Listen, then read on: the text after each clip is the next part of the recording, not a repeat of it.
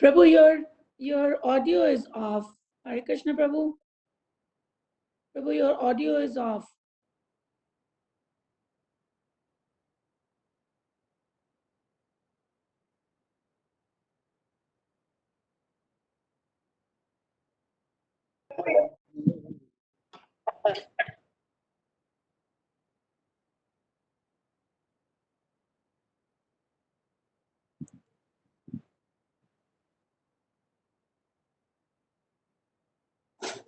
Hare Krishna, Prabhujan Mataji. Thank you so much for being in the Snan Yatra festival. Today is a very auspicious day. It's the appearance day of Lord Jagannatha, who is known as the most magnanimous incarnation. In scripture, it is said that Lord Krishna appears in Kali Yuga in three forms. The very first form is the Nam Rupe. Lord Krishna appears in Kali Yuga in the form of Nama. The second is Srimad Bhagavatam. And the third is Daru Brahm.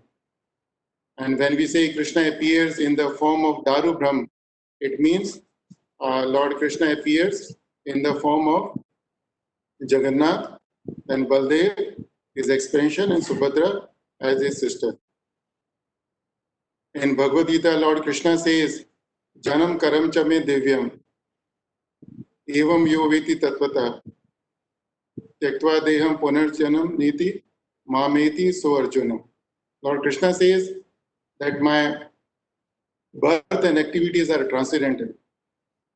So when Krishna says his activities are transcendental, it means each and everything relating to Krishna is transcendental. And one of the activities of Krishna is bathing ceremony. For us, bathing ceremony is very normal. In this material world, we know that civilized people, they take bath every day. And it's considered the sign of goodness. And Lord Krishna also takes a bath. But there is a difference between our bathing ceremony and Lord's bathing ceremony. Lord's bathing ceremony is transcendental. It gives the pleasure. It gives the auspiciousness to everybody. And whereas it's not the same case with the bath we take every day. It's like many times we see that there is an inauguration of, for example, a new stadium. So it's a customary that VIP or Prime Minister will come and he will cut the ribbon. And you will see that, the lot of policemen are there, press reporters are there, public is there for that ribbon cutting ceremony. But imagine if I bring the ribbon in my house and get the scissor and cut the ribbon in my house. There is no value of such ribbon cutting. You won't see any police, you won't see any press reporter, you won't see any public. Why? Because it's not important what activity is being performed. What is important, the activity is in relation to what person. So along with the activity, the person is also important. So similarly, when the bathing ceremony is performed for the Lord, is very much different than our bathing ceremony. It brings unlimited auspiciousness. It brings unlimited happiness for everyone. And we know that after 2 weeks, Rath Yatra festival will be performed in the Puri in whatever way they can do in the current situation. But the festival time starts 2 weeks before the Rath Yatra festival. In Quran, the glories of Jagannath is given, and there is another scripture called Nilodri Mahatmya, which is written in Odisha language. And there it's given the importance of the various pastimes which Lord Jagannath performs in Jagannath Puri. And one of the main pastimes which Lord Jagannath performs in the Puri is the Isnan Yatra festival, or it's called the bathing ceremony of the Lord Jagannath. It is said in the scripture that after Lord manifested at the request of King Indradumna performed the bathing ceremony of Lord Jagannath. And the very first time when he performed the ceremony of Lord Jagannath's bathing, that day was Purnima day. And since then, whenever the Purnima of the Jyeshtha month comes, that day the bathing ceremony of Lord Jagannath is performed. And it is given in the scriptures, and the devotees have experienced that the one day before the Isnan Yatra festival, like yesterday, the deities of Jagannath, Baldev, Subhadra are brought out of the temple in a very big procession, which is called a Pahandi festival. And they are placed on a special Bedi, which is called a Snan Bedi. The next day, there is a tribal community who are called, which is called Saura and Mahasoras. And they perform the Mangala Arati, and after Mangala Arati, they will go to a special well, which is called a Suna Kua. It's called a Suna Kua. Suna means it's a deserted. And it's a desert in the sense that that well is used only once in a year to get the water for bathing the Lord Jagannath, Baldev, Subhadra. So after the Mangala Arati on the Purnima day, number of people or number of Sauras and Mahasuras, they go to the Suna Kua and get the temple in 108 pots for bathing the Lord Jagannath. And that those pots are kept in the Bhoga Mandap, and then the Bedis are decorated with nice flowers, torans, flags and all. And the Lord Jagannath, Baldev, Subhadra, they are dressed in yellow silken cloth. They are smeared with the red kumkum powder. And thereafter, the bathing ceremony of the Lord starts, which is observed by lakhs and lakhs of people every year. And the Lord is bathed practically the whole day. So after having the bath from tons of water, milk and other stuff, the Lord gets into the transcendental fever. And many times the devotees, they question that how come Jagannath Ji or the Lord can get the transcendental fever, or he can fall sick. In Bhagavad Gita, Krishna says, Janam Karam Cha Me, Lord Krishna says, Janam, it says Janam, Mrityu Jara Vyadhi, Dukh Doshanu Darshanam. That in this material world, we have the birth, we have the death, we have the disease, we have the old age. But in the spiritual world, there is no such thing called Janam Mrityu Jara Vyadhi. But still, the Lord Jagannath, he shows the pastime of falling sick. And the reason being that the Lord always does anything and everything which gives the pleasures to the devotees. For the devotees' pleasure, Lord starts crying as soon as he appears in this material world. For devotees' pleasure, like when he wants to give the pleasure to Yashodamata and other devotees, he becomes very fearful. And here in this pastime, to give more pleasure to the devotees, he shows his pastimes of falling sick. And when the Lord shows the pastimes of falling sick, that pastime continues for 14 days. And for 14 days, there is no darshan of the Lord. So we can imagine the devotees who are accustomed, who are used to see the Lord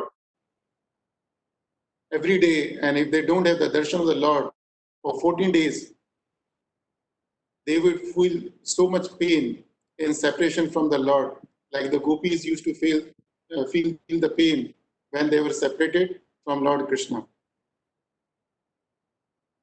And in the scripture says that the devotees get more pleasure in remembering the Lord when they are separated from the Lord. So that's why in this particular pastime, the Lord Jagannath,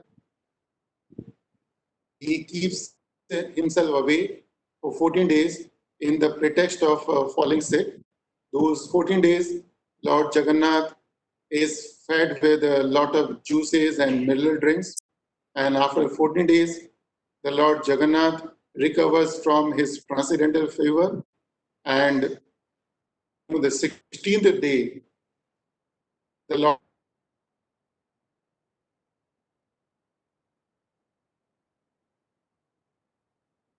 day or that moment is called a Netrotsav, which means the festival of the eyes. And festival of the eyes, it means the Lord's darshan is so beautiful that for the eyes, it becomes a festival. And the next day of Netra day, when the Lord is carried in a very big procession to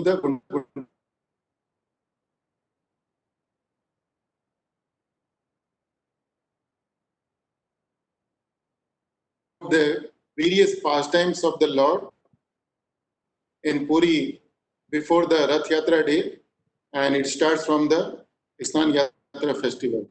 And as we know that Lord Jagannath has got a very, very unique form, and we know there is a very beautiful pastime behind it, that when Lord Krishna left Vrindavan, he promised to all the Gopas and Gopis that he would come back. But he did not return to Vrindavan. And thereafter he went to Dwarka, and he got married to 16,108 girls, and he had 16,108 queens. So although the Dwarka was full of opulence, there was everything to give the Lord transcendental pleasure, but still he was not able to forget the love what was given to him by the Gopas and Gopis. And many times he would feel so much separation from the Brajvasi that he would start crying.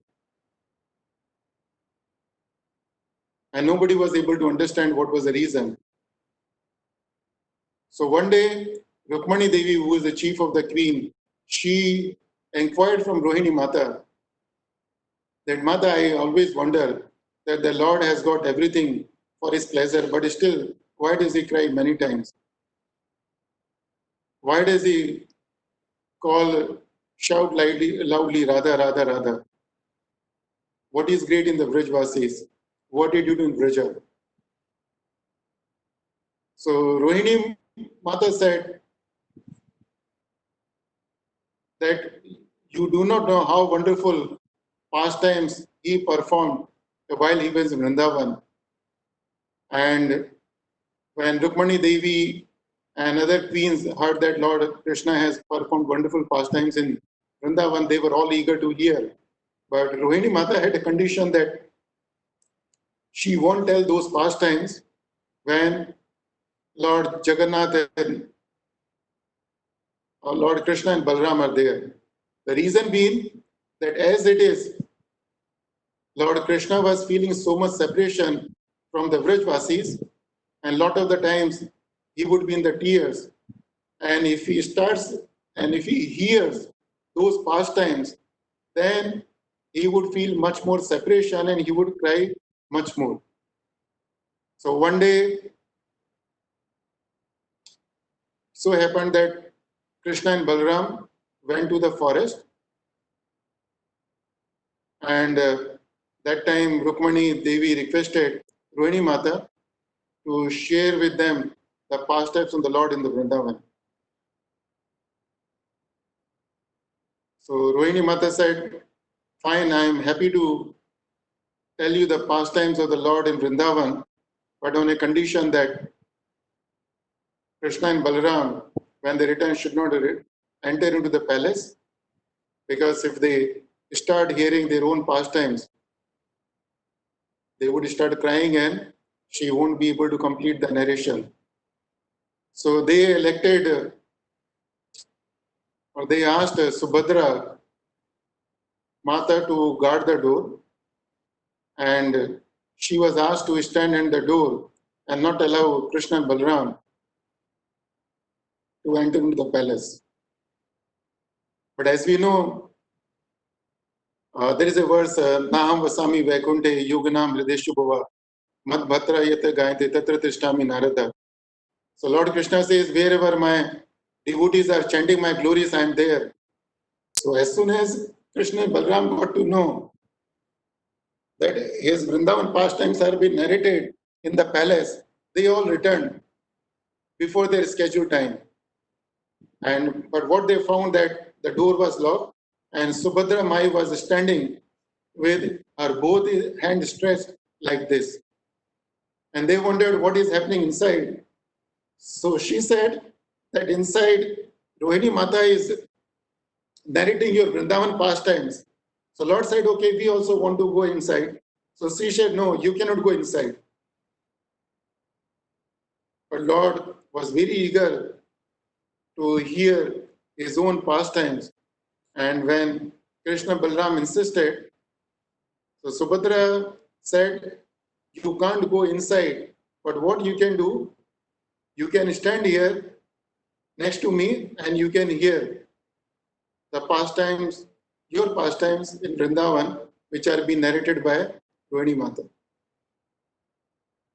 So both Krishna and Balaram,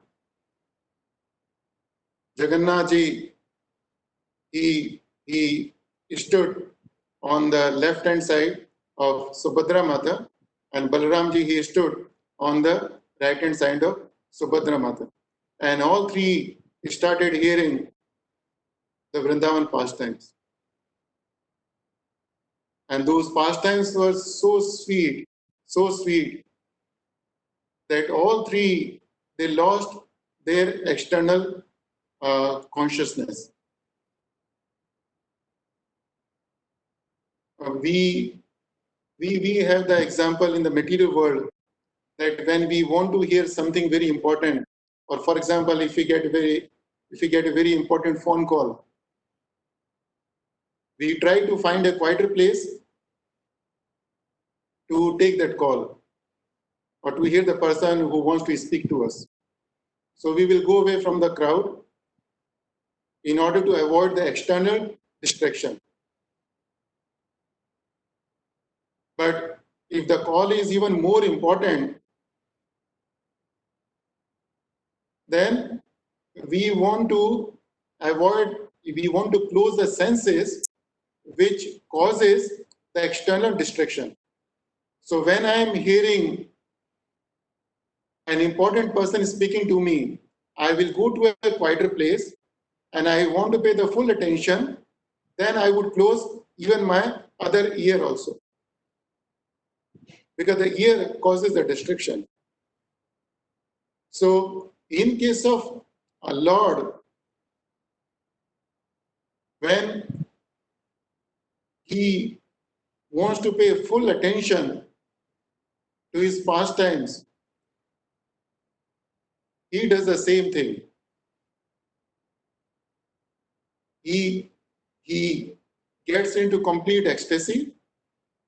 He closes all his senses which can cause the distraction in hearing the pastimes. Although nobody can distract Lord mind. But again, this is one of the pastimes of the Lord, where Lord wants to show that how much we should be absorbed when we hear Lord's pastimes. So when Krishna and Balaram, along with Subhadra, started hearing the Vrindavan Leela, they got so much absorbed, or they were so much transcendental happiness and bliss that they lost their external consciousness. The eyes got wide open. We have the experience that when we hear something wonderful, something amazing, we open our eyes and our eyes get wide open. So same thing happened with the Lord Jagannath, Baldev, Subhadra, and that's why we see their eyes are round and opened, and you can't see even the lids. And we see as if the Lord Jagannath, Baldev, Subhadra do not have the hands and legs. But that's not the case. In the transcendental form, the Lord always has his hands and legs.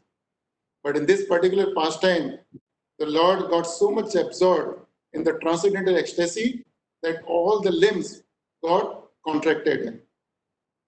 And even in case of Chaitanya Mahaprabhu, it is said it is given the Chaitanya Charitamrita that many times when Chaitanya Mahaprabhu starts hearing the pastimes of the Lord, his bodily limbs would expand. They would increase in the size. The size of the hands and legs would increase. Why? Because when Chaitanya Mahaprabhu feels that the Lord has gone far away from his reach, he will try to extend his hand, and in that ecstasy, his hands and legs would extend.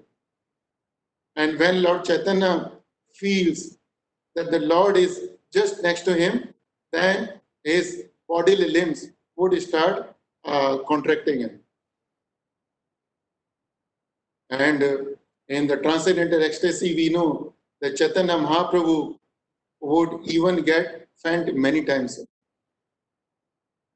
And in Bhakti Rasamrita Sindhu, it is given that when one is into the transcendental ecstasy, that time the person experiences a number of transformations in the body. And one of the transformation is that the person gets fainted. And why the person gets fainted, we can understand from a simple logic or the principle that everyone's body has a limited capacity to absorb a pain or a happiness. If I slip from one step, I don't get fainted. But if I fall from 5th floor, then certainly I am going to get fainted. Why? Because my body has a limitation to absorb the amount of pain. So the way my body has got a limitation to absorb a certain amount of pain, similarly my body has got a limitation to absorb the amount of happiness. And when the body gets a happiness beyond its capacity, then the person gets offended. So in case of the pure devotees or in case of the Lord, when they get the transcendental happiness,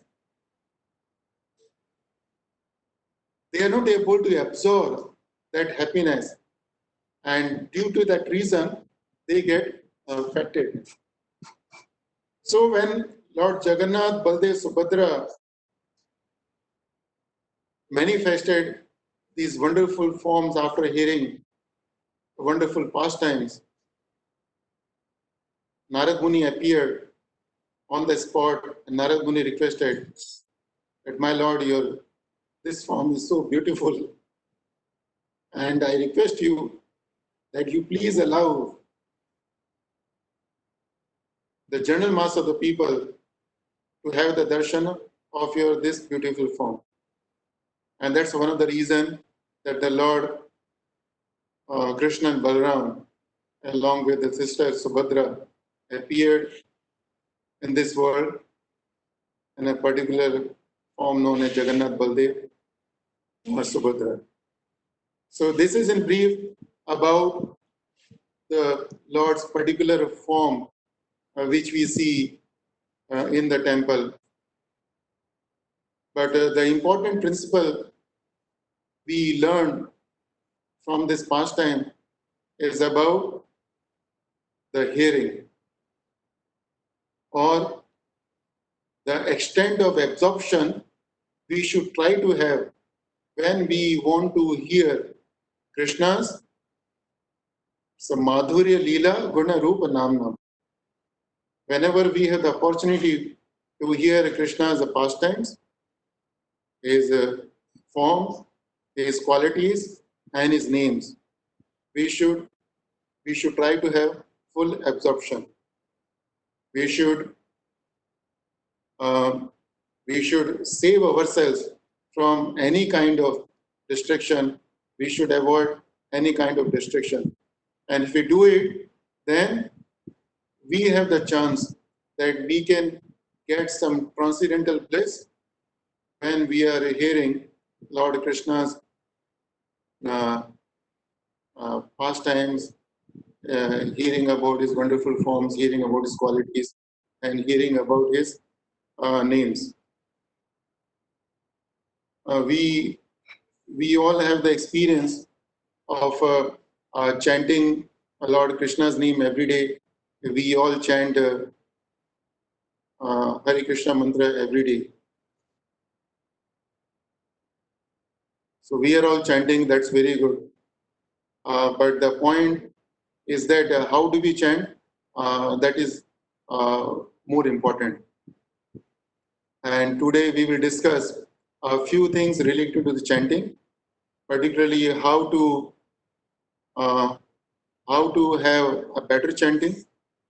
We all have heard from various devotees how to improve our chanting. And in a small session, we cannot cover everything, but I will try to discuss a few things relating to the importance of attentive chanting. And in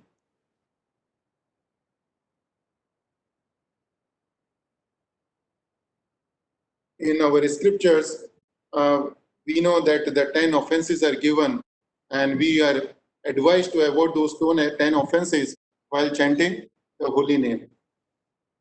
And we know those 10 offenses are, for example, we should not blaspheme the devotees, we should not consider the names of demigods like the equal to the name of Krishna, we should not disobey the spiritual master, we should not consider the glories of chanting Hare Krishna Mahamantra as imagination. And finally, we come to the 10th offense, which says not to have the full faith in chanting the holy name of the Lord and to maintain material attachments even after understanding the glories of the holy name. So many times we hear that the 10th offense is called like inattentive chanting. And although in the 10th offense it is not said inattentive chanting is an offense, but when it is said that maintain material attachments, that means inattentive chanting. The reflection or the symptom of material attachment is inattentive chanting. If we are attached materially to the material energy of the Krishna, then naturally it will be reflected in our chanting. And we will not be able to pay attention to the chanting or the quality of chanting will be very poor. Bhakti Vinod Thakur has said very nicely that if any sadhaka tries, he or she can avoid 9 offenses easily. But facing the 10th offense, which is the inattentive chanting, is really a challenge. And the 10th offense is like the engine in a train, and other 9 offenses are the bogies in the train, which means like the engine carries all the bogies in the train. Similarly, this 10th offense or the inattentive chanting leads to other 9 offenses. And that's why it is very important to avoid inattentive chanting. And when Bhakti Vinod Thakur was asked that what is the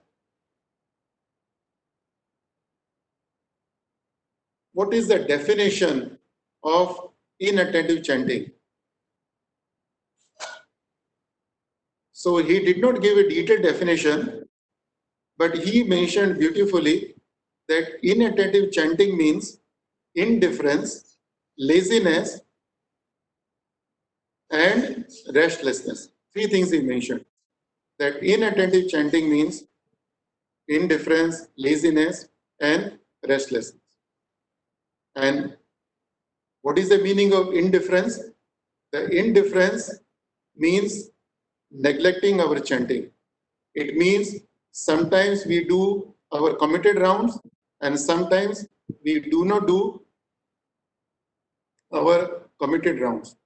And if we keep doing it on and off chanting, then one day will come that we will fall down from the position of being even a sadhaka, or we will stop chanting altogether. And Srila Prabhupada has most of the times mentioned about Bharat Maharaj in the context of neglecting our sadhana. In the Srimad Bhagavatam, verse 5.8.8, it is very beautifully given how Bharat Maharaj became indifferent to his sadhana. It is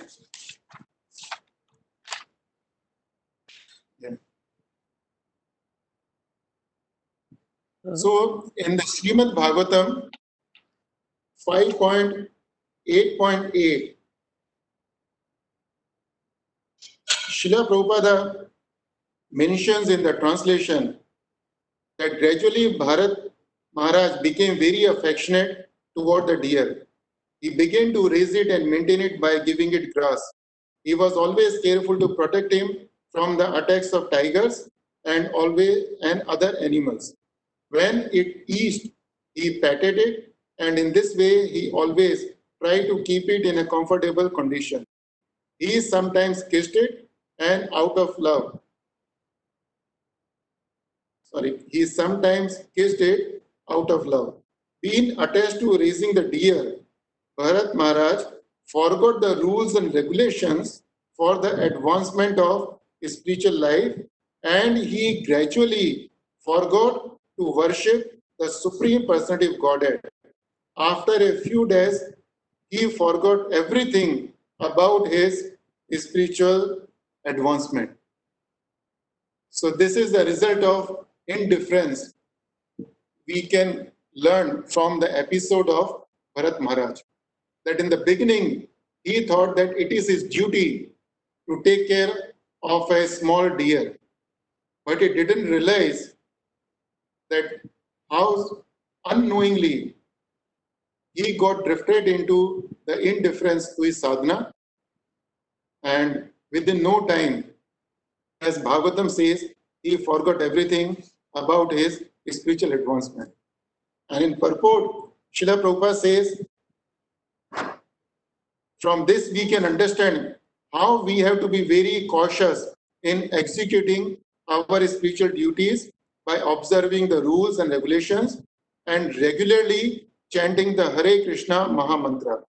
If we neglect doing this, we will eventually fall down. So here Prabhupada mentions clearly that if we neglect following the rules and regulations, then we are going to fall down. And in And then next line Prabhupada says, if we deviate from this process, we may fall down even though we may be very highly advanced. So this is an example of indifference which we can learn from Bharat Maharaj. And if we are indifferent about our chanting, that we do or we do not do, then whenever we sit down for chanting, we won't be able to pay the attention to the sound which is generated while we chant the holy name. And another thing related to indifference is the excessive attachment to any material thing. In this particular case of Bharat Maharaj, he fell down from the position of a great devotee. Why? Because he had excessive attachment to the deer, and which is the 10th offense, where it is said that to have the excessive material attachment to the material energy. And the second thing Bhakti Vinod Thakur said in the context of inattentive chanting is the laziness in chanting. So the meaning of laziness while chanting is simple in the sense that we keep deferring the chanting of our rounds towards the end of the day. We have the time to chant our rounds in the morning, we have the time to chant our rounds in the daytime. But all the times, if we have the feeling that I have enough time to chant my 16 rounds, or I have enough time to chant my committed 4 rounds, 6 rounds, 8 rounds, then the mind will take you towards the end of the day when we are completely exhausted. And the mind will say, now I should take the rest so that next day I am fresh and I can chant in a better way. And that's how we fall trapped in the material energy. And we can say it's a procrastination that we keep deferring the chanting of rounds towards the end of the day, or when we have the time to chant extra rounds, or when we have the opportunity to chant when we are doing our activity, when we don't chant our rounds, when we don't chant the holy name, that's also called the laziness, a symptom of the lack of the taste for chanting the holy name. And the third thing Bhakti Vinod Thakur said is the restlessness. The restlessness is the definition of inattentive chanting. And the meaning of restlessness is that we try to complete our round as soon as possible. And we have the experience many times. The moment we start chanting our rounds, we start thinking, when I'm going to finish chanting my rounds. And if we start chanting with that mood, and we continue that mood while we are chanting our rounds, then the mind becomes very restless. And the mind will always suggest us or tell us to finish as soon as possible. Then this most important spiritual activity becomes simply a ritual for us to complete. And in the context of Bharat Maharaj, in the same chapter, verse number 14, Shukdev Goswami mentions very nicely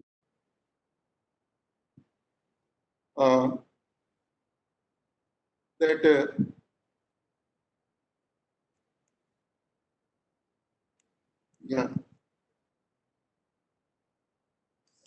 yes. So see, this verse describes the symptom of restlessness. Or how can we judge ourselves if we are restless in performing any kind of devotional service, including chanting? So in the translation, Srila Prabhupada says, when Bharat Maharaj was actually worshipping the Lord or was engaged in some ritualistic ceremony, although his activities were unfinished, he would still at intervals get up and see where the deer was.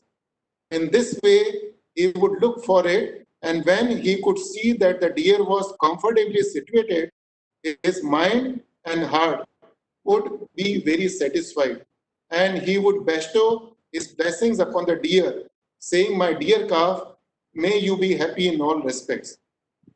And the purport Srila Prabhupada says, it's a small purport but very beautiful purport.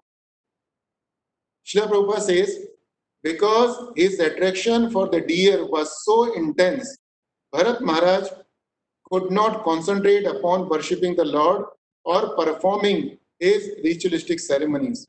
Even though he was engaged in worshipping the deity, his mind was restless due to his inordinate affection.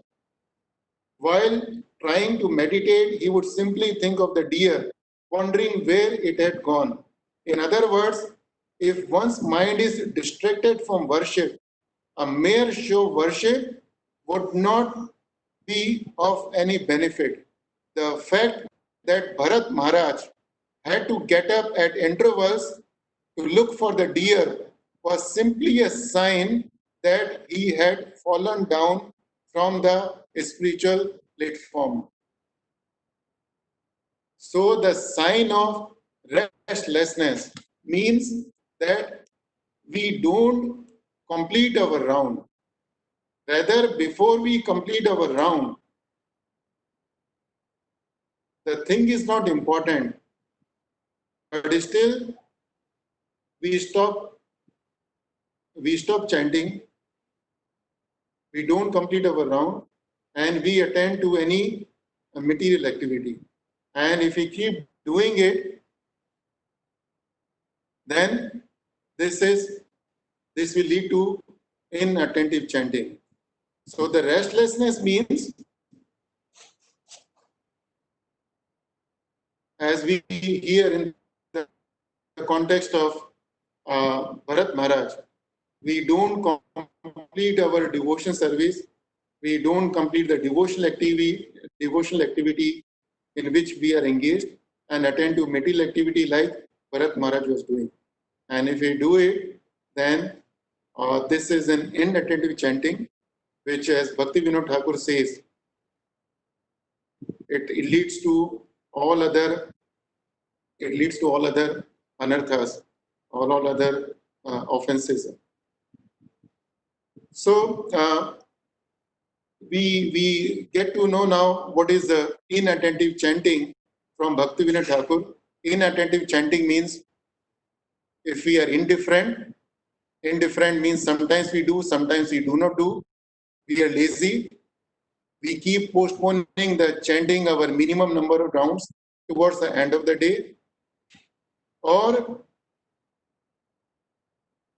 imagine if we are not indifferent, we do it every day. We are not lazy. We don't defer it towards the end of the day. But what may happen that we may be restless when we are chanting our rounds. We may be sitting in the morning, very early in the morning, but we are very restless. We are very restless to complete our round.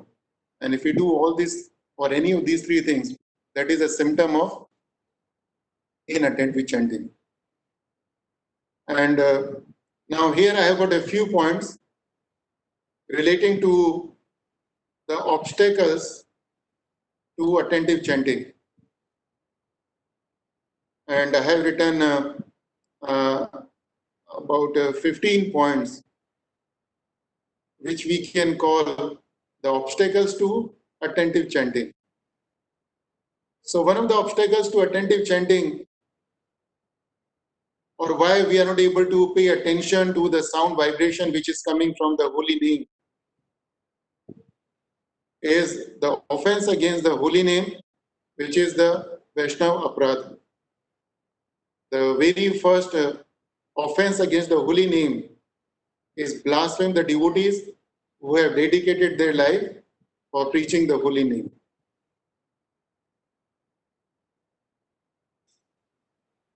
Many times we hear sadhu sangha, sadhu sangha, sadhu sangha sarva shastra kahe, lava matra sadhu sangha sarva siddhi hoye.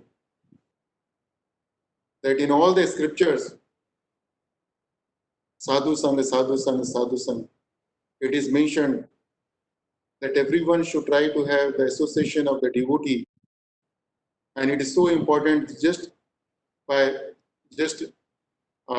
if anyone can have the association of the devotee, even for a period which is taken to blink the eyes, then that will lead to all kind of perfection. And it's the devotees who show the path of devotion service. And if you offend the devotees, then certainly the Lord will not help us to focus our mind when we sit down for the chanting. The second obstacle in attentive chanting is the unfocused mind, that we don't try to focus our mind on the sound vibration. When we sit down for chanting, either our mind is lost in the past memories, in lamenting what happened in the past, or our mind is engaged in worrying about our present problems, or our mind is engaged about exploring the future options or the future plans. And that happens with most of the people, including myself, that either we are, our mind is busy and thinking about past, like memories, present worries, or exploring about the future. And as we know, that if our mind is not focused in any activity, even the material activity, our mind has to be focused. Imagine if we are working in the office and we continue to work without paying full attention to the work, our mind is not absorbed in our material work, then sooner or later we are going to lose the job. So similarly, when we sit down for chanting and we don't try, when we endeavor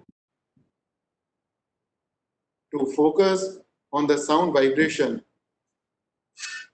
then we won't be able to pay attention to the sound vibration coming from the holy name.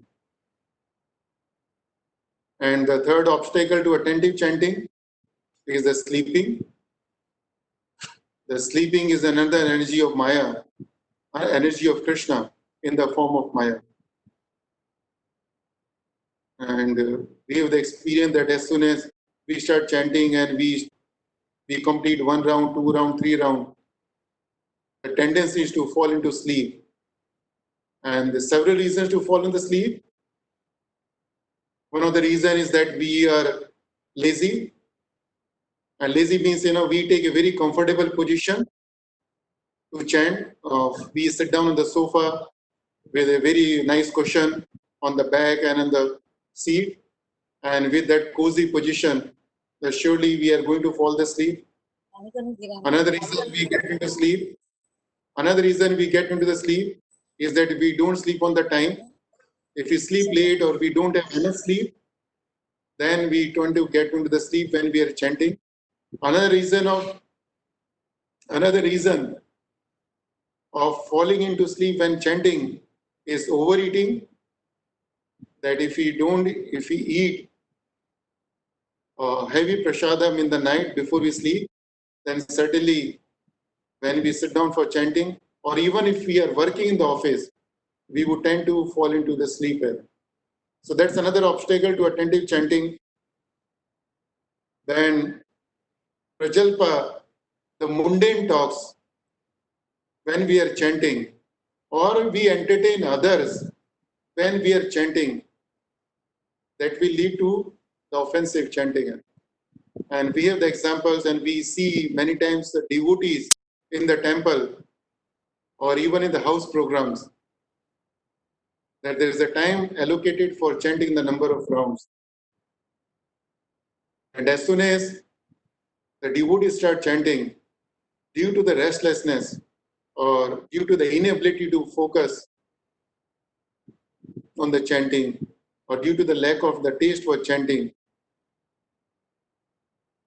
soon they start getting engaged into the talks.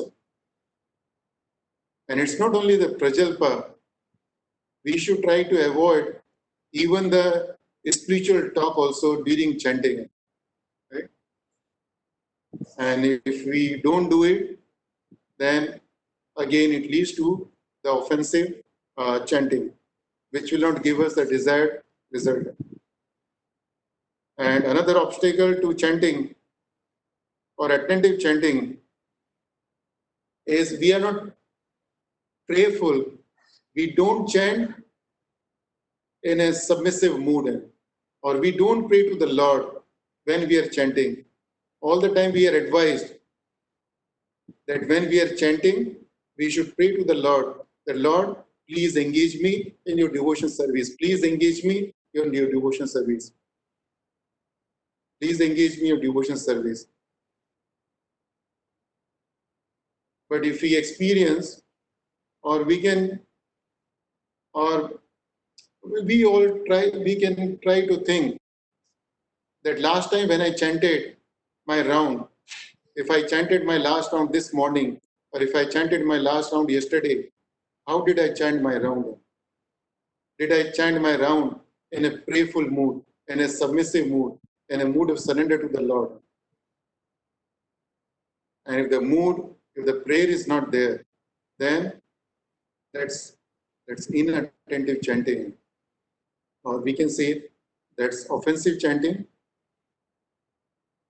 which is of course a pious activity, spiritual activity, but will not give us the desired result.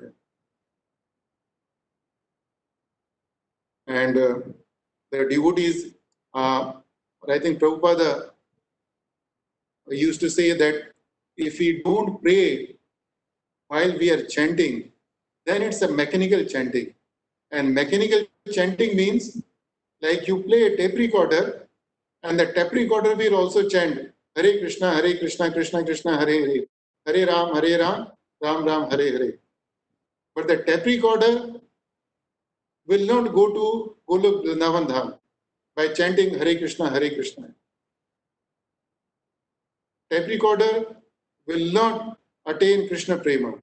Tape recorder will not develop the love for Krishna. So that's the meaning of mechanical chanting. When we say our chanting is mechanical, it means we are chanting like a machine boxer. Like the machine is chanting Hare Krishna mantra, but simply chanting. But the machine is not praying to the Lord. The Lord, please engage me in your devotion service. And that's a mechanical chanting. And we all do the mechanical chanting. At least I do most of my rounds mechanically.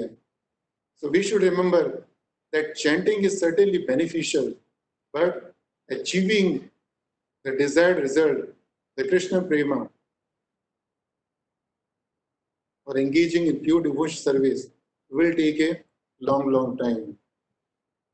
And then another obstacle to attentive chanting is lack of determination. Utsahan, Nishchaya, Dharya. The three things of six things, first three things. Utsahan means enthusiasm, Nishchaya means determination, Dharya means patience. These three things are required to have a good chanting. Enthusiasm, we should be enthusiastic to chant our rounds. When the time for chanting comes, we should be very, very enthusiastic. Like, we are, many times we see when we go to see the movie, there's so much enthusiasm is there. Family, everybody is enthusiastic to reach the theater in time.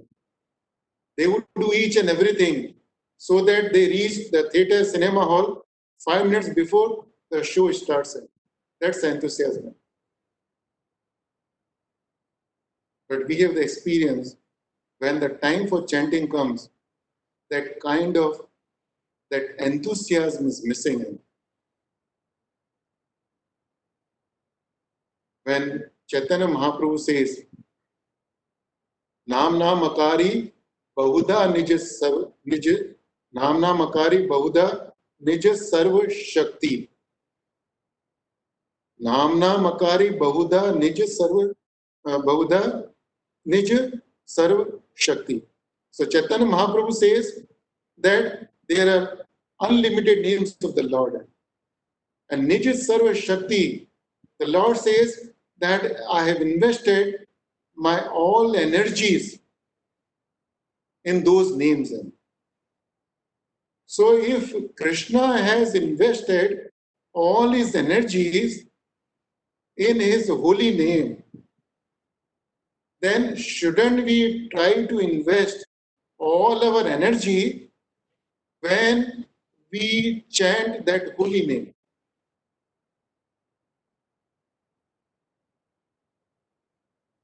And if we don't do it, that means we lack enthusiasm. Again, I go back to the example of going to the cinema theater to watch the movie. I have my own experience that each and everyone in the family will do each and everything to make sure that we reach the theater on time. That's enthusiasm. But we should reflect on ourselves and see, do we have the same type of enthusiasm? Do we understand that when I chant Hare Krishna, each and every word, Hare Krishna, in this name, Krishna has invested all his energies. So then I should also try to invest my all energies, my all energy in my body, my all energy in my mind, my all energy in my words, in chanting Krishna and Rama. If we do it, it's very good and it's a sign of enthusiasm. But if you don't do it, then it's again inattentive chanting. We are not reciprocating the Lord in the same mood. If the Lord says, I have invested my all energies in each and every name, then I should also try to invest my all energies when I get the opportunity to chant the holy name. Another obstacle in chanting the holy name is that we are stubborn.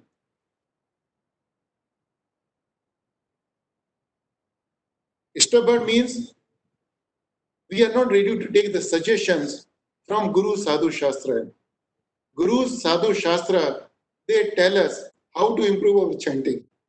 They are telling us the various ways to improve our chanting. But we are so stubborn that we don't want to follow those advices. Or we follow 1 or 2 days and after that we don't want to hear that.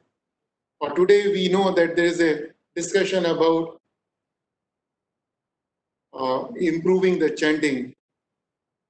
And we know after 2 days there is another discussion on the same subject. And we think that, oh, just 2 days back, I heard a number of things. So what is the point in hearing those things again? So that's a stubbornness. That means we don't want to listen to Guru Sadhu Shastra. And another reason we are not able to chant attentively is that we don't read the scriptures. Once I think I asked Maharaj that, Maharaj, if the end of everything is chanting the holy name, when we take our final breath, that time we are advised to endeavor to chant the holy name, then what is the importance of reading Bhagavad Gita, Srimad Bhagavatam? Then Maharaj said very beautifully that by studying the scriptures, the faith in the holy name increases. Or the point is that if we don't study the scriptures, the faith in chanting the holy name will start dwindling, and in no matter of time, this chanting will completely stop, as we have seen in the example of Bharat Maharaj. As Shukdev Goswami says, that soon he fell down from his spiritual platform, he started performing the devotional services.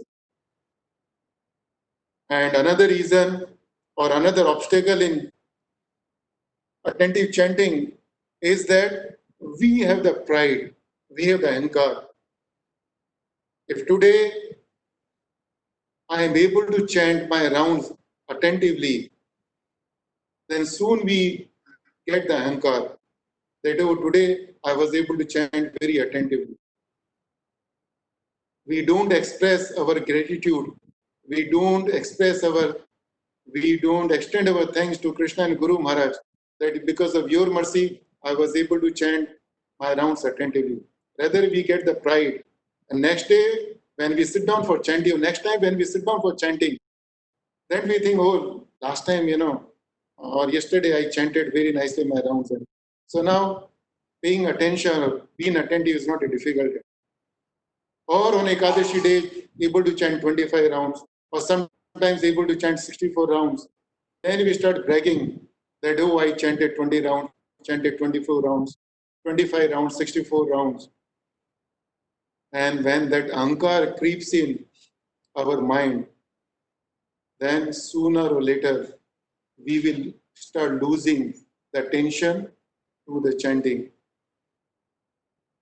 And another point I already discussed, that the restlessness, and when we have the mood that I want to finish my rounds, then that mood will not help us to pay attention to the holy name.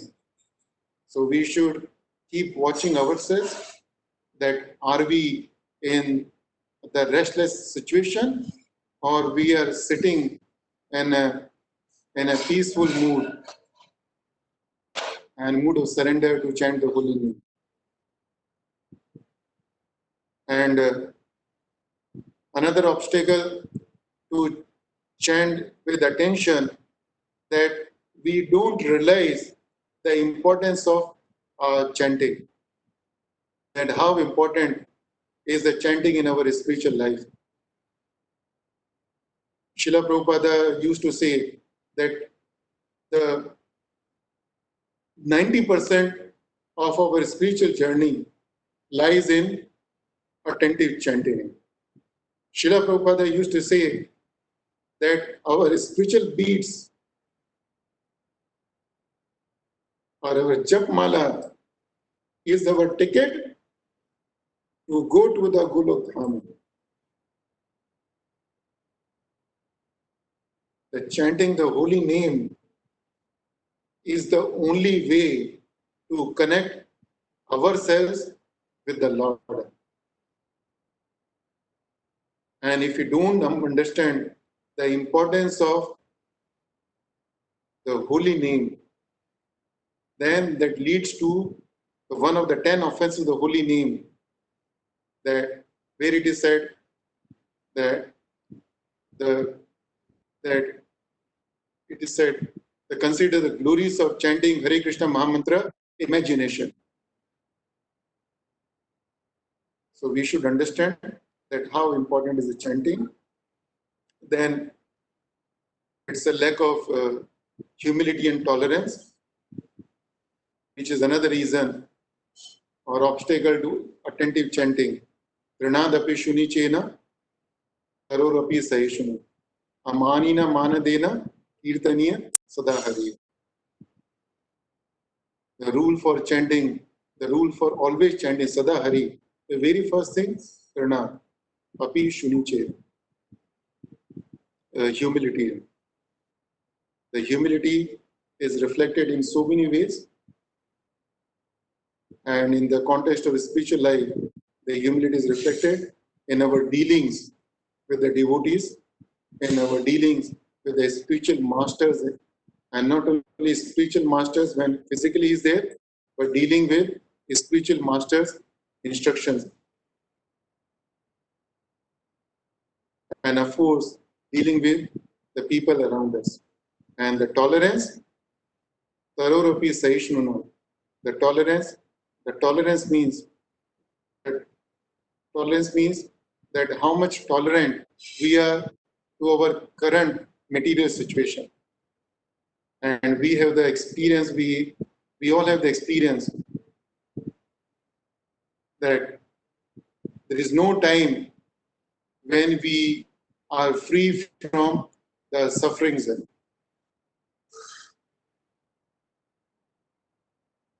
Every time or other, every time one or other problem keeps coming in. So we should continue to be tolerant to the situation we are in.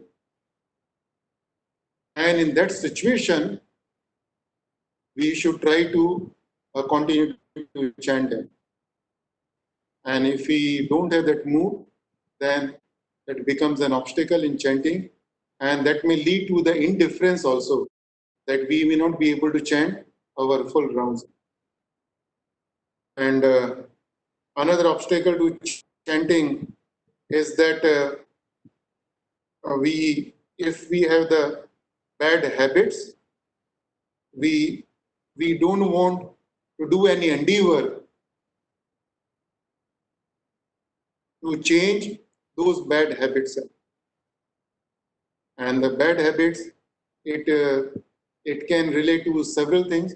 It can relate to the 4 regulative principles. It can relate to the things what is given in the Nectar of Instructions, where Rup Goswami says there are 6 things. Atyahar, Prayasasya, Prajalpo, Niyamagraha. That we over endeavor for the things.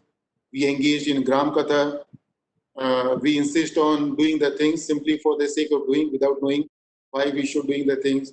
We associate with the non-devotees, and if we don't make any attempt to keep away ourselves from these things or to minimize interaction with these things, then certainly this is an obstacle to the attentive chanting. So these are the few obstacles we discussed in brief, which lead to the unattentive chanting.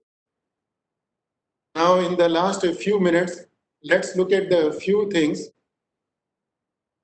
which we can do to improve our chanting. As I mentioned that our relationship with Krishna is established through attentive hearing chanting. And if we can establish our relationship with Krishna nicely through hearing chanting, then all our other relationships will get into order. But if we don't chant and hear attentively, then it's a spiritual suicide. And one devotee said that chanting without paying attention to hearing is like rowing the boat without rowing the boat with anchor down. You know that when we have to start rowing the boat, we have to pull the anchor. And if you don't pull the anchor out, the boat cannot row. So if we chant the rounds inattentively, So although we may think that I'm chanting, but it's like a boat which we are rowing, but the anchor is still down. So we are on the same place. Or it's like train, we are sitting in the train, but it's not moving. Or inattentive chanting is like watering the weeds and not the creeper, Bhakti Lata. And simple to understand that while chanting, if I don't pay my attention to the sound vibration, then naturally I am paying attention to my past memories or my present worries or making plan for the future. And all these three things, one way or other way, leads to or connected with the material attachments, and which is nothing but the anarthas. And so now, in brief, if we want to improve our chanting, then certainly we should try to look at the obstacles what we face when we are chanting, when we sit down for chanting, and few things we can do to improve our chanting is first of all, we should not be in rush to complete the round. I'm not saying complete the 16 rounds. I'm saying we should not be in rush to complete our single round, or we should not be rushed to complete the one time of chanting Hare Krishna, Krishna Krishna, Hare Hare, Hare Ram, Ram Ram, Hare Hare. Just focus on one mantra at a time, then move on to the next mantra, then the third mantra. And if we try to do it, then hopefully this would help us to improve our chanting. And the second point I want to repeat again, then we should try to invest all our energy when we chant the holy name. It's not about chanting the 16 rounds. As soon as we utter Hare Krishna, as soon as we utter just a Hare, invest all our energy. Energy means all our action, our mind, our body, our word in chanting the holy name. And another thing we should do to improve our chanting is we should practice a detachment.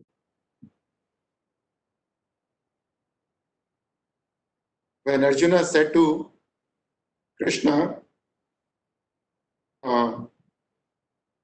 that I can control the wind, but I cannot control the mind. Chanchalami mana Krishna pramati balvat. Vayu Sadushkara. He said, I can control the wind, but I cannot control the mind. So Krishna says, yes, I agree that you can control the wind, but you cannot control the mind. But still, you can do it. How can you do it? Abhyasena tu kaunteya, vairagena tu grahite. Abhyasena tu kaunteya. Tu means but. Yes, it's difficult, but two things. If you do two things, you can do it. And what are those two things? Abhyas and vairagya. That we should practice and then detachment. Practice what? We should practice chanting our rounds every day. But while we are practicing our devotion service, we should practice even detachment also. Practicing does not mean simply practicing to chant 1, 2, 3 rounds every day, practicing to chant or study Bhagavatam every day. Practicing means practicing detachment also. And detachment does not mean you leave the house and go to the forest. The devotees who had taken the vow that they would eat only Krishna Prasadam, that's a detachment. They are practicing detachment from the material food. When we associate with the devotees, that's another example of practicing the detachment. Because if I'm with the devotee, I'm not with the non-devotee. So then I am practicing detachment. If I wake up early in the morning, then that's also a sign of detachment. Why? Because if I wake up from the bed, I am away from the touch of the bed. If I sleep less, then again I am practicing detachment. So to improve the chanting, we should not only practice the chanting, our minimum rounds, practicing, doing our other devotion service, but try to see where we can improve, where we can increase our detachment, or where we can increase our attachment to the material things. And then number 4, that we should remember, although we have heard these things, but again to emphasize this point, we should remember the principle of LCD when we are chanting our rounds.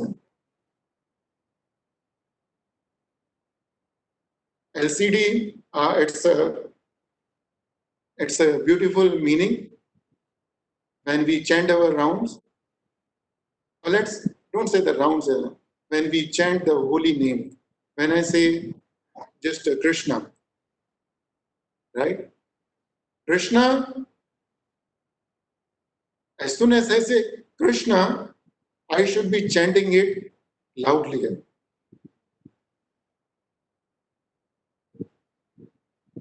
That's the meaning of L. L means loudly. When Bhakti Siddhanta Saraswati Thakur was asked that how to improve my attention to chanting, the very first thing he said, or the only thing he said, the chant loudly. Chant loudly. Chant loudly. Because as soon as I chant loudly Krishna's name, Sthane Rishikesha Tava Prakirtaya Jagat Prahashati Anurajyate Cha Rakshamsi Bhitani Disho Dravanti. As soon as I chant loudly, all other things start disappearing automatically. Or anything which causes distraction will start disappearing. I do not have to do any extra endeavor. That's a natural. That's naturally attached to the holy name. That as soon as I chant Krishna loudly, that sound vibration will take away all the distractions, all the obstacles in attentive chanting. So that's the meaning of L. L means loudly, and C means clearly. Each and every syllable should be chanted clearly.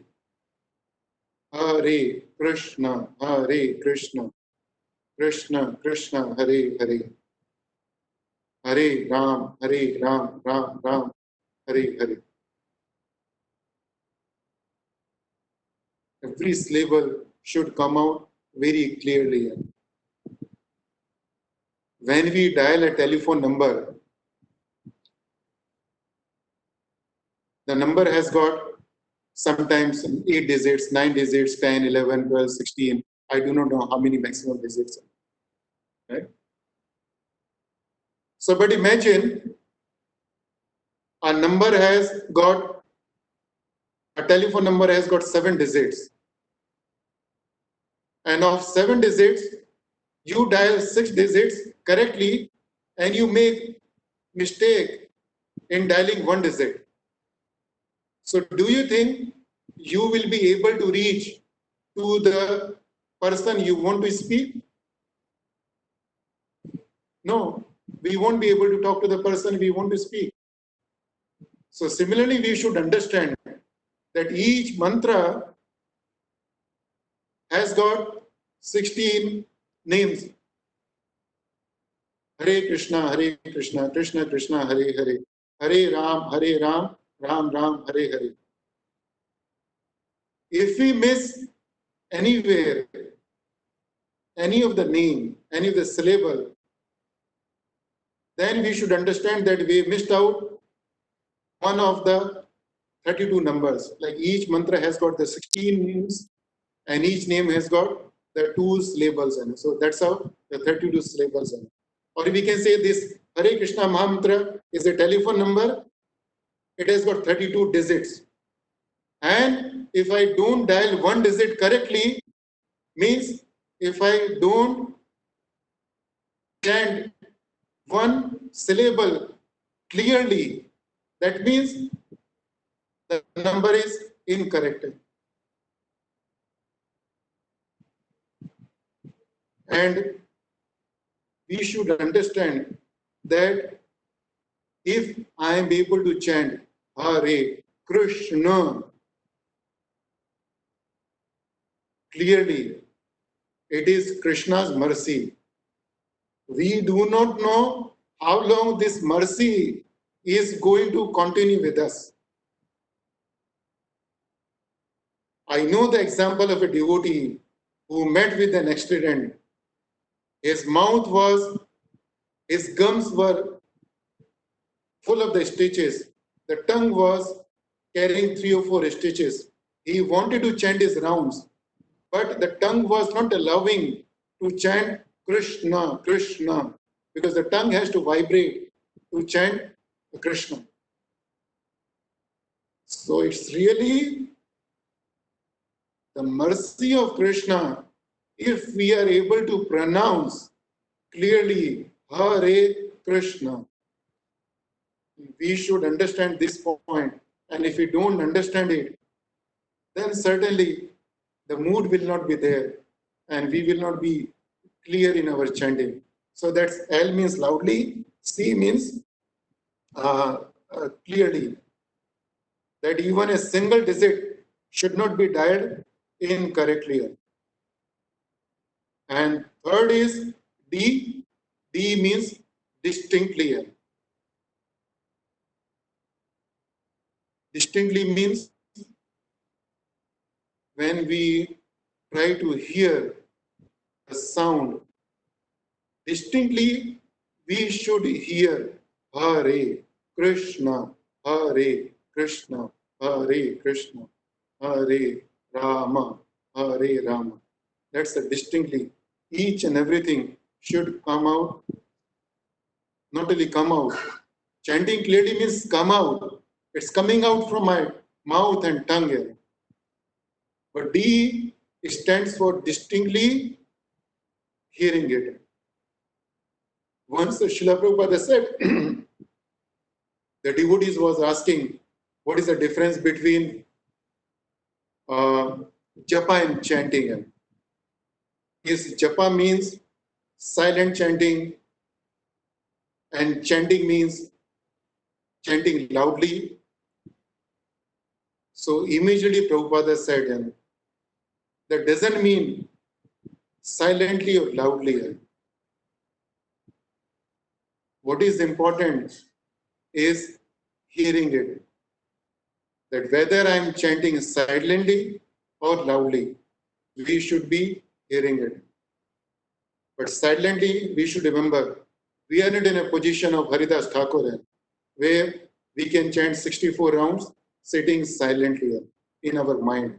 That's not recommended for us. Recommendation for us, LCD, L means chant loudly. But D, it means distinctly, we should hear each and every syllable. And another meaning of D, or the word we can use for D, is in a mood of desperation. That we should be chanting in a mood of helplessness.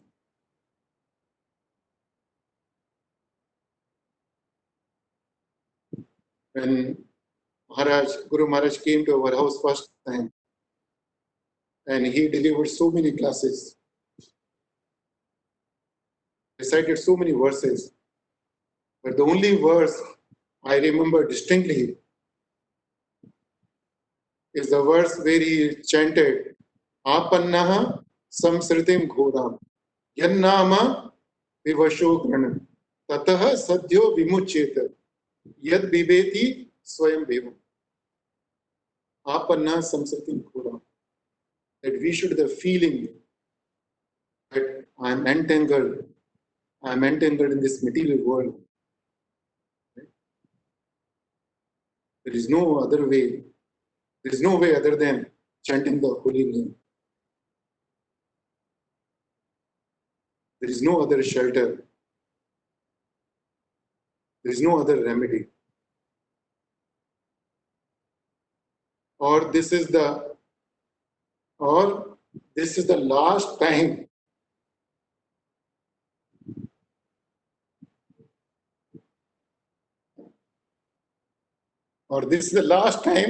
I am able to chant Krishna.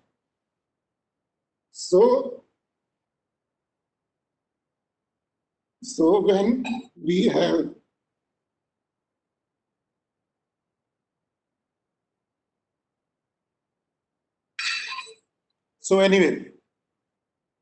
LCD, we should chant loudly. C means clearly, or D means distinctly, and desperately.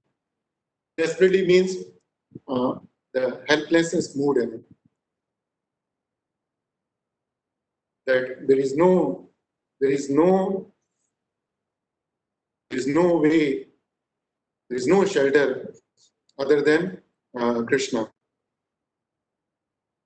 And Maharaj used to say that when we chant, we should always remember that mujhe jana hai, mujhe jana hai, mujhe jana hai.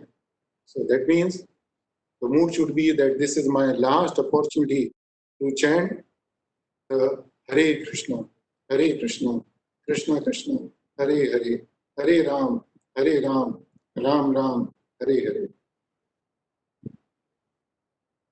So if we have this mood, not we have this mood, I should say when we endeavor very hard to cultivate this mood, then Krishna will reciprocate and we will be able to have a chanting which will bring pleasure to Guru Maharaj and Krishna. So thank you so much, Prabhuji and Mataji, for your time and attention. I have taken extra time, but the devotees are welcome to share their realizations, comments, or any questions they may have. Hare Krishna, Prabhuji. Prabhuji, dhanyavad. Prabhuji, just for your wonderful class, and we got so many information from your class. So just I have the two questions, Prabhuji. The one thing is that the chanting loudly, LCD, L means loudly. So suppose if we chant a group of devotees or in the temple hall, many devotees chant together. So if everybody chants very loudly, then particularly I experience that I cannot hear whatever I am pronouncing, I am not hearing properly because the others are chanting very nearby sitting and he is chanting very loudly. So I am hearing his voice instead of my voice. So that is the one. Yeah. So Prabhu, good question. So Maharaj said, loudly means you chant as loud as you are able to hear your own sound. Loudly does not mean that everyone around should be able to hear your sound. Loudly means you should be able to hear your sound if you are in a group. And if you're not in a group, then you may try to chant even louder. But again, don't chant so loud that you exhaust or you lose all your energy in the first round. And for the remaining rounds, you are left with very little or no energy. So we have to be practical in understanding the instructions which is coming from the scriptures. Is that helps, Prabhu? Yes, Prabhuji, thank you, Prabhuji. And Prabhuji, the second Prabhuji- question is, there is a very slight gap, I think, that regarding this difference between the clearly and distinctly. So that's why I just thinking that how, because in the clearly, when you say that each and every syllables chant very distinctly, and the distinctly separate points. So clearly and distinctly, what is the main difference, the very minute difference? Yeah, Prabhu, it's the same as well as different. When I said that clearly means Hare Krishna, right? Hare Krishna. Na is not a na. Na means clearly, right? It's a clearly Rama. It's not a ma, right? It's a ma. That's a clear, right? Clearly, you are chanting. And distinctly, it relates to the hearing. That when you are hearing, that you should be able to hear each and every word which is coming out clearly from your mouth. And so there is a subtle difference, but I like to say that clearly relates more to the chanting, and distinctly relates to the hearing. Thank Hare Krishna, Prabhuji. Hare Krishna. Prabhuji, when you were narrating that story, you said that physical body has a limitation. But when we were in that, when we are in ecstatic mood, and especially when we are in a spiritual environment, I think our physical limitations just goes away. I have witnessed myself, like people rolling down and cleaning the. I'm talking about the street in India, the street like in Pandharpur Yatra and all.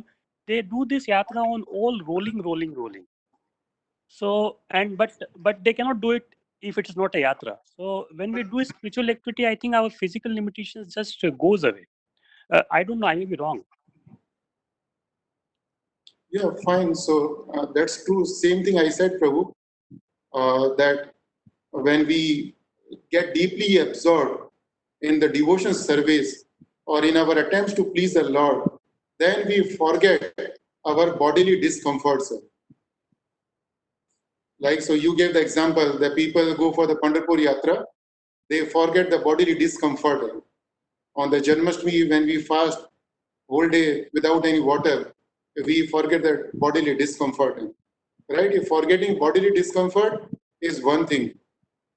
But after that, there is another platform, where you really enter into the spiritual platform.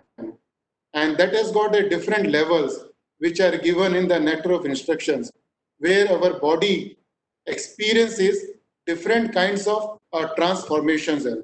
Like hairs on the body will erect, the tears start rolling from the eyes, and you start feeling shivering in the body, or like Chaitanya Mahaprabhu, his body limbs would shrink or expand. So there are different levels, and but on this point, Srila Prabhupada used to say that we should not try to experience devotional ecstasy. We should not try to experience the devotional bliss. We should keep our mind away from these things. Right? We should focus simply on the devotion service. The devotional ecstasy, the transcendental bliss, is the byproduct of the devotion service. Because if we focus on the byproduct, if you focus on the fruit of the chanting, then we will focus on paying the attention to the chanting. We will forget that we are chanting for the pleasure of the Lord. So Vinash Prabhu, does it help? Yeah, thank you, Prabhu. Yeah, okay. So yeah, I think I understood.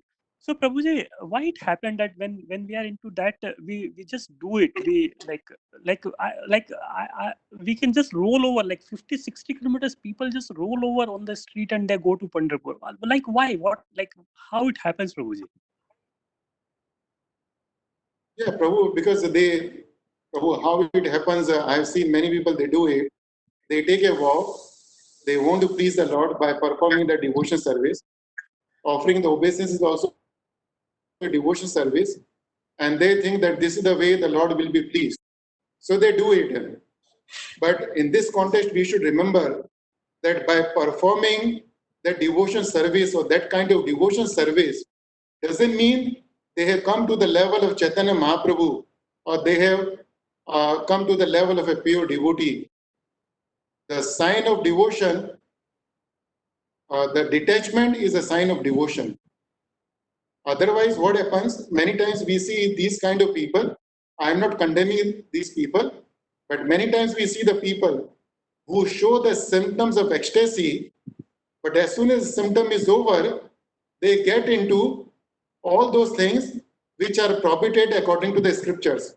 They would start drinking, they would start smoking, they would start eating non-veg. So that, Yes, Prabhu, I got that. right, Prabhu? Yes, yes. So we should not, those are the pure devotees, so they're like the Chaitanya Mahaprabhu. So we have to see the detachment, the devotion service. That's the measuring criteria. That's a criteria to measure the devotion, not the symptoms of ecstasy. As I said earlier, don't look at the byproduct. Look at the main thing here. Look at the kind of devotion service a person is performing. Don't look at the byproduct, which is the ecstasy. Yes. Yes, Prabhuji. Okay? Thank you. Yes. Thank you, Prabhu. Hare Krishna Prabhuji, thank you for the wonderful class. Prabhuji, my question is regarding the Jagannath Yatra. You said that Lord was very sad that he was always missing his Brajvasis. But Lord, he promised them that he will go there and meet them, but he didn't keep his promise. Why he couldn't go? He was the Lord, he could have gone. Lord is always fond of his devotees, and especially Vrindavan Brijvasis were his favorite devotees. Still, he didn't go to meet them. Yeah. So Mataji here, this is again to give the pleasure to the devotees. The devotees, it is given the Srimad Bhagavatam, and I have heard from many devotees and Maharajas that the devotees, they are able to pay more attention to the Lord when they are separated from the Lord. Or they are able to think more about the Lord when they are separated from the Lord. And we have the experience that imagine you have the son in the house, right? And you take care of him, right? You do so many things for him. But imagine if he is away for the study for some time or for the work. How would you feel about him, right? Don't you think you will have more love for your son? Don't you think that you would tend to forget whatever mistakes your son had done, whatever inabilities he had, whatever defects, whatever faults, whatever anything wrong with him, right? He would simply, you would simply think on your son, right? When he's away. So that's why the Lord mood was simply to increase the love for The love is to simply increase the love in his devotees for himself. And that's why, Kunti Maharaj say, Vibda Santuta Saswat, that please give me all these miseries again and again, so that I don't forget you. So this is something, which we cannot understand, Mataji, very simply. It is given in the Nectar of, Bhakti Rasamrita Sindhu also, that the devotees, they get more pleasure in serving the Lord, in remembering the Lord, when they are away from the Lord. And that's why the Lord shows his pastimes. He left Vrajvasis from Vrindavan. He did not come back. That's the reason he delayed. He took a long time to reach Sita Mata. That's the reason that he keeps himself away for 14 days from the devotees. And given the Chaitanya Charitamrita, that when Chaitanya Mahaprabhu had a first darshan of the Lord, he was into the ecstasy, because he felt immense pleasure. But during the Anavasar time, he was in a deep pain due to the separation from the Lord, as much pain as if he wanted to commit a suicide. Right? So that's a very high level of devotion service. When the devotees serve the Lord, when the Lord is not in front of them. And we can read the Srimad Bhagavatam and we can see how the gopis were serving the Lord when the Lord was not with them. Like the gopis were trying to remember the pastimes of the Lord. They were trying to enact the pastimes of the Lord. And it is more difficult to do than when the Lord is in front of your eyes. So that's my understanding, Mataji. Thank you, Prabhuji. Wonderful explanation. Thank you.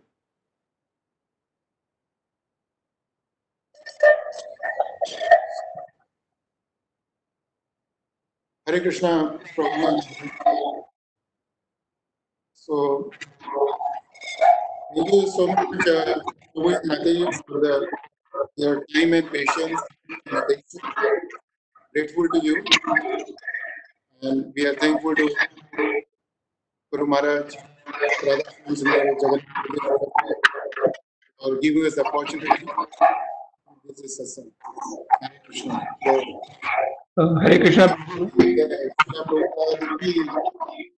Hare Krishna Prabhu. Hare Krishna. Hare Krishna Prabhu. Hare Krishna. Prabhu Shri Niketan. Thank you for a wonderful class, Prabhu. One quick question, if you have the time. Sorry, Prabhu. Are you able to hear me, Prabhu? One quick question, Prabhu. Yeah, Prabhu. Yes, Prabhu. Yeah, Prabhuji, regarding when you are saying about chanting, chanting, where we say that we are asking the Lord to engage us in His devotional service. Correct? So, like them, there will be devotees who chant the 16 rounds, and but sometimes if the other devotees ask, you can chant more rounds, but maybe the devotees say, no, I like serving people, like organizing the classes or prasadam distribution and all. But he doesn't have, maybe he doesn't have interest in more chanting. So, what is there any? How do you conclude this, or also the vice versa? That maybe there are devotees who chant more and more rounds, but they don't maybe they don't like to give katha or do preaching service or take up any other service. So can you guide on this, please? Hare Krishna. So, Prabhu, here can I request the devotees to keep their mic on the mute? So, here we can talk about several things. First of all, about chanting 16 rounds. Many times we say that we have to chant minimum 16 rounds. And even Prabhupada said that we have to chant minimum 16 rounds. But we should remember, it's the minimum. The principle given in Bhagavad Gita is Satatam Kirtyantu Mam. There is no minimum or maximum. The chanting has to go on all the times. That's the one thing, and that there's no minimum maximum. And even Prabhupada used to say many times that I want my devotees to chant 64 rounds a day. So it's not a 16 rounds. But Prabhupada knew that the devotees won't be able to chant 16 rounds. So he brought it to the minimum 16 rounds a day. And so we have to chant 16 rounds. And after that, when the time is left, we have to spend some time in reading the scriptures, because if we don't read the scriptures, then our faith in the chanting will start dwindling in. We are not at the stage of Haridas Thakur, where we can chant the whole 24 hours or 22 hours a day. So we have to find some scripture, some time to read the scriptures. And then when we chant the rounds, we ask the Lord to please engage me in devotion service. Now, the chanting itself is a devotion service. But since we are in the association of the devotees, and when we are in the association of the devotees, then there are other devotion service has to be performed. Then we should be careful that we support other devotees in performing other devotion services. And if we don't do it, that means again we are neglecting the opportunity which is given us to serve. So all the times we had to assess the situation we are in, and we have to take a call on that situation. And if the situation happens repeatedly, then you should talk to somebody you are close to, your counselor, your mentor, some senior devotee, or look at the spiritual master instructions, and then accordingly you should adjust. And on this point, some devotee may say, okay, I like to do the cooking, I like to do the cleaning, so let me engage myself in doing those things, and instead of chanting, I'll keep doing the cleaning. Fine, cleaning in the temple is also a devotion service. But that may be a subtle excuse from our mind for not to chant it. I think 1 month back, I was hearing Amol Leela Prabhu, and he made a very wonderful statement that other devotional activities can be on a platform of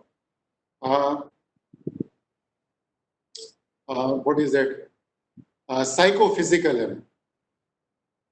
That other devotional activities can be on psychophysical platform. That physically I want to do something, or I am a stout man, so I will do that kind of seva in the temple and say, okay, I don't want to chant it. Or I like to do the cooking, so I can say, okay, I will simply engage myself in doing the cooking. So that's, psycho-physical, or something I can do physically and mentally. But chanting the holy name, chanting Hare Krishna mantra is beyond the physical and mental activity. Right? So that's another thing we have to remember, that other devotional activity can be the byproduct of our mind and body's the natural taste, or other devotional activities can be the result of my mind and the body. But the chanting is an activity which is transcendental to my body and the senses, and even in the mind.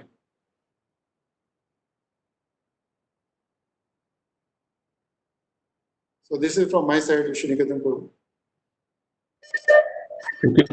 Thanks a lot, Prabhuji. Thank you. Prabhuji, one more thing, like when you were telling about the obstacles to attentive chanting, you said that we have bad habits and we don't endeavor to change those habits.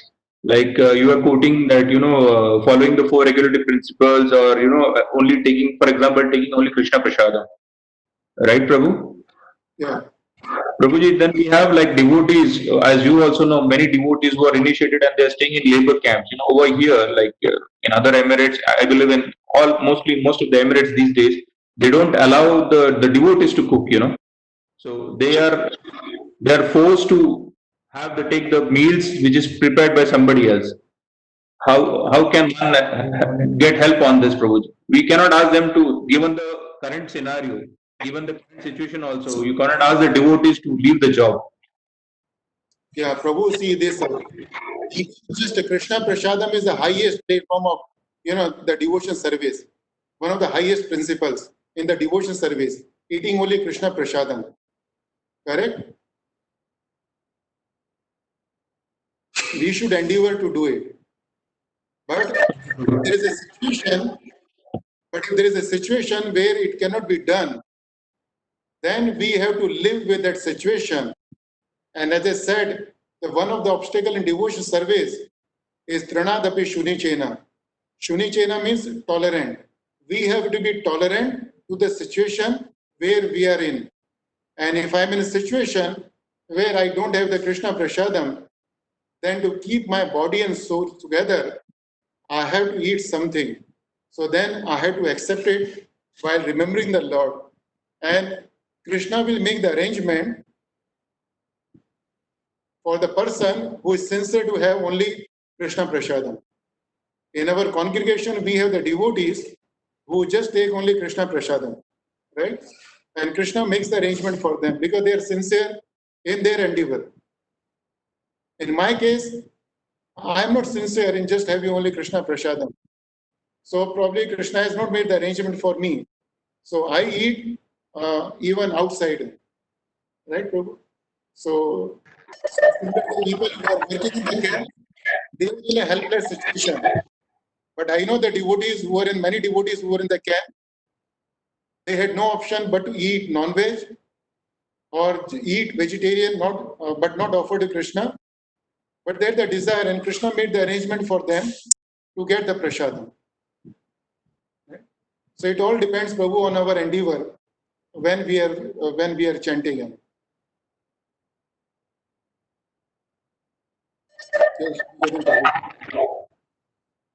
Okay, Prabhuji, thank you.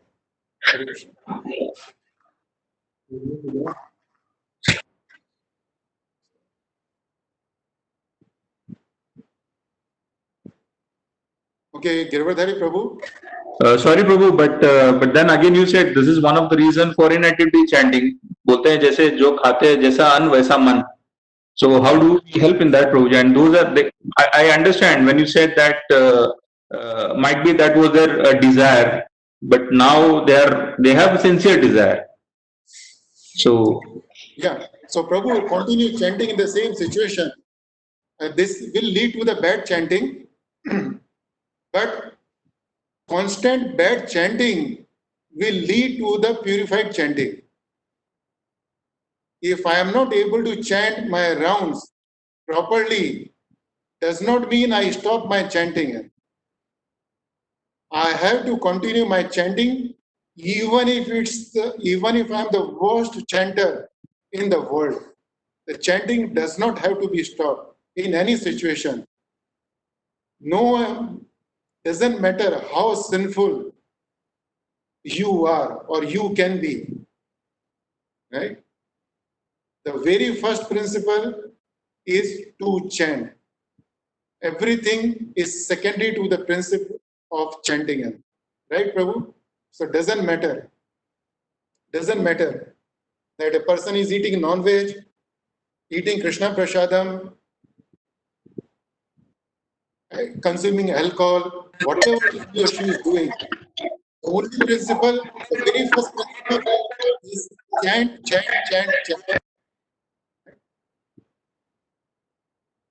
Okay, Prabhu? okay, Prabhuji, thank you very much.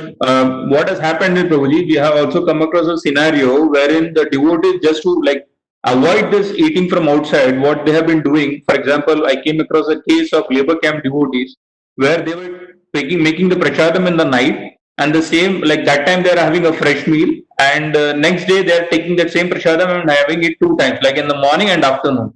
Again, they come back from work, again they make. So what has happened is this has deteriorated the body actually. So somewhere, I don't know how they've taken the preaching, how they have understood the concept of chanting. Sorry, I missed the last part. No, the devotee, what has done, that those who are initiated, because they said that, you should, because that, we always say time, place, and circumstances. Samay, stan, sthana, paristiti. But some are like attached to some instructions, like okay, maybe the type of preaching is like heavy, saying that you should have only Krishna Prasad. Now, what has happened is that this devotee who's working in like he doesn't want to take outside prasad. So what they are doing is they get time only maybe in the evening, as they leave very early morning. Like the people who are staying in West Coast and all, they go to like Abu Dhabi that side. So what they're doing, they come in the night, they prepare the meals, the prasadam, and that same thing they're taking it next day also in the morning and afternoon. Now, this has led to the deterioration of the body. Deterioration of the body. Yes, Prabhu. Health problems. They face, yes. So, Prabhu, again, here on this, it goes on person to person. The person is committed to take only Krishna Prasadam. So, and he found this way. So, he can continue to follow this path. But the devotee has to remember that he should talk to, or he should consult his a mentor, counselor, some senior devotee. And the devotee should understand that in the Bhagavad Gita 18th chapter, Krishna has talked about the 3 types of austerities. And one of the austerity, which is considered mode of ignorance, is the austerity where you make your body suffer unnecessarily, beyond your capacity. So we have to maintain our body as much as we can do, as long as we can, for the service of Krishna. But on the contrary, we do something where our body start decaying and we are not able to perform the devotion service, and that's not good sign of devotion service. But again, Prabhu, I do not want to comment on the devotee. Maybe externally we feel that the devotee is becoming weak, he is losing weight, but internally he may have a lot of spiritual strength, which we do not know. So it's better the devotee talks to some senior devotee, and we do not comment on any devotee. No, Prabhu, it's not a comment, but it's a concern. Basically, what we should follow and what, like, the type of preaching. Basically, my point is that, like, when we listen, and as you said, we should be consulting when we are in a precarious situation. I think that the devotees are maybe not. It may be my case as well, but the particular, like, I'm saying that when you as you said, like 18th chapter, that your body should be there to do the devotional service. But sometimes we hear such heavy instructions that we ignore the body, but at the end we forget that with this body itself I have to do the devotional service, right, Prabhu? Yeah, Prabhu, so every devotee has to understand. But anyway, Prabhu, this discussion I can continue off the line. A number of things are there. I hope this helps. Yes. Thanks a lot. Thank you very much, Prabhu. Thanks for your time, and please forgive me for all the devotees for extending this session. Thank you. No, thank you so much, Prabhu. It was really beautiful discussion. Thank you so much, Prabhu, for speaking up. It purifies everybody. So, Girdhari Prabhu. Hare Krishna, Prabhuji. So thank you. Hare Krishna, Hare Krishna. Thank you. Thank you so much, Prabhu, for organizing the program.